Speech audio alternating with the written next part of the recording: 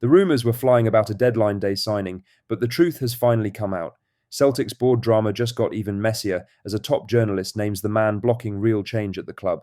Plus, there's a massive update on our Europa League opponents. An ex-Celtic striker just made the debut of his career, and the upcoming Rangers match has eerie echoes of 1991. It's been an absolutely wild 24 hours. But first, make sure you like this video and subscribe to the channel for more Celtic content.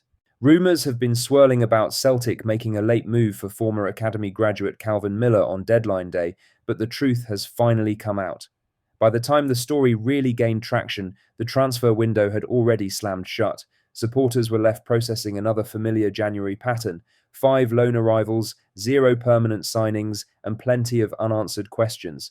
The version of events doing the rounds suggested Celtic had been close to re-signing Miller from Falkirk on deadline day, with the player supposedly ready to move before the deal was pulled at the last second.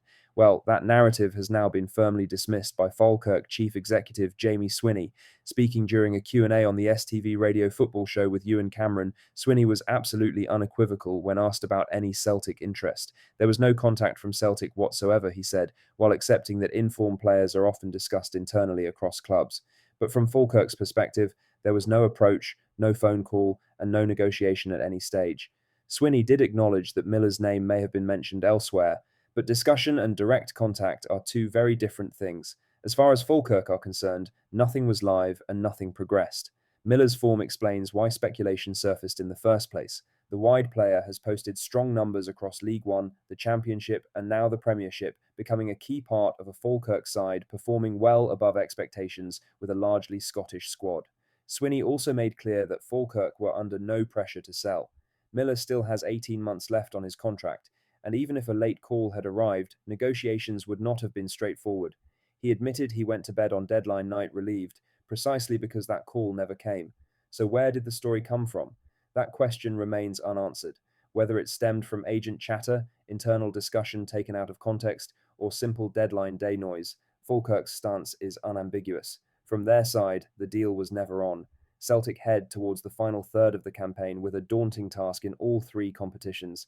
They have to claw back a 6-point deficit to Hearts, while playing Rangers at Ibrox for a place in the Scottish Cup semi-final, and the small matter of the Europa playoffs against Stuttgart. Supporters will be hoping those who did manage to come in through the door before the deadline will help massively over the next 3 months. The whole squad is going to be utilised to the full if the boys are to gain any measure of success this season.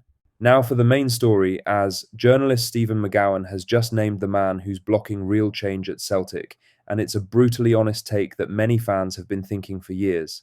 Celtic are still fighting on several fronts, yet many fans look at the money in the bank and ask why ambition feels so limited. McGowan said, "So long as Dermot Desmond is calling all the shots, the chances are that it won't make much difference at all. By retaining £70 million, fans feel Celtic are taking fiscal caution to extremes and ushering in the very rainy day they've spent all their time saving for. While many find it hard to grasp why a man with 34% of the shares has 100% of the say, that's the blunt reality of Celtic plc. There might be some crumbs passed down the table. A promise to improve communication and engagement during peace talks with disgruntled fan groups before season book renewal time. Expect a fan advisory board, a new chairman, some fresh faces in the boardroom, maybe even a beefed-up football operations role for Sean Maloney beside a permanent manager. At the centre of that debate is ownership and control. While faces in the boardroom change and statements and interviews promise talks, many supporters feel the real issue sits higher up. The frustration is not tied to one transfer window or one decision. It comes from a pattern that has built over years. McGowan puts that view forward clearly. He reflects a feeling shared by a large part of the support. In other news, Celtic's Europa League opponents are under strict instructions to rest in order to be prepared for a busy run of fixtures.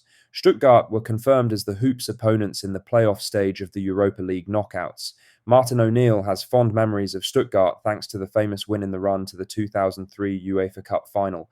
The Bundesliga side fell to defeat at the weekend and suffered a setback in their quest to qualify for a Champions League spot.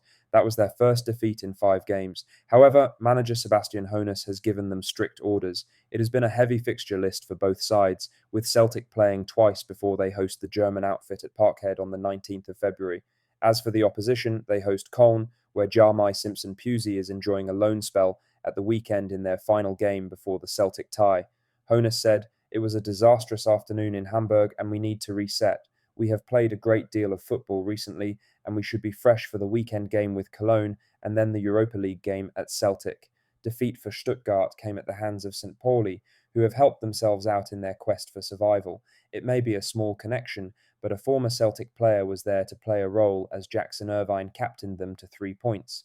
Irvine played the full 90 minutes despite struggling with injury and did well to knock the confidence of Stuttgart, which will hopefully last for a couple more weeks.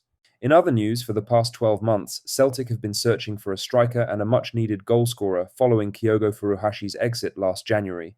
But as the Hoops toiled to find that number 9, one of Celtic's former players, Hyung-Woo Oh, continues to go from strength to strength in his career. After Oh's success with Genk in Belgium, he moved to Turkey during the January transfer window and joined Besiktas, where he made the perfect start, and in some style. First impressions are the ones that last longest, and for Oh, he has arrived in Besiktas in some style after making his debut on Sunday. The 24-year-old was thrown straight into the action, winning a penalty in the first half with his side 2-0 down and off to the worst possible start. Besiktas converted their penalty before Oh turned it on in the second half by scoring a brilliant overhead kick. It was an absolutely astonishing goal that's already doing the rounds on social media. Oh joined Celtic back in January 2023 for an undisclosed fee, reported to be in the region of £2.5 million, signing a 5-year contract. He made his debut against Dundee United and scored his first goal for the boys in a 5-1 Scottish Cup win over St Mirren. Oh scored 11 goals during 36 league appearances, including 6 starts, while usually playing as a substitute for main striker Furuhashi. However, he did not get playing time for half a year after Ademida came to the team on a loan deal. In July 2024, O signed a 4-year contract with Belgian Pro League club Genk, where he found the net 22 times in 73 appearances. His development has not gone unnoticed by the national team, as O has become a regular fixture in the South Korean squad with 24 caps and 6 international goals to his name. Lastly, it's the biggest tie anyone could have asked for in the Scottish Cup.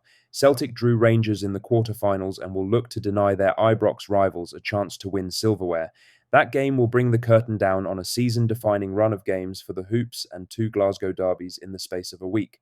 Winning both of these games are vital, but those who were around will notice that there is a very familiar feeling to a meeting that took place in 1991. Those who remember Rangers versus Celtic's 1991 league fixture will know it has a different name called the St. Patrick's Day Massacre.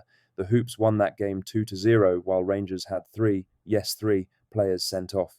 The similarities between then and now are actually quite crazy when you think about it. In 1991, it was a Scottish Cup quarter-final tie, just like the upcoming match. That's all the latest Celtic news for today. Make sure to hit that like button, subscribe if you haven't already, and drop a comment below with your thoughts. I'll see you in the next one. Hail, hail.